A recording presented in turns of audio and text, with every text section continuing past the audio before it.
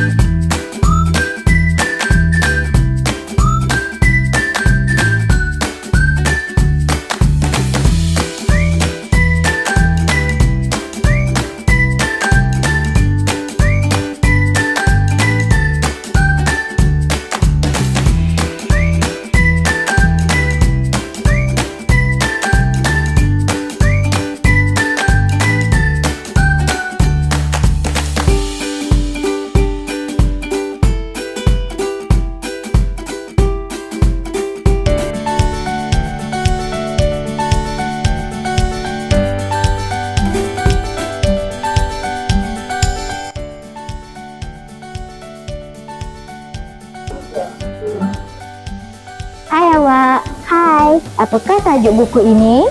Umang. Adakah ia sangat menarik? Ya, ini sangat menarik. Sekian sahaja dari kami di TV PSS. Teruskan membaca, teruskan berjaya.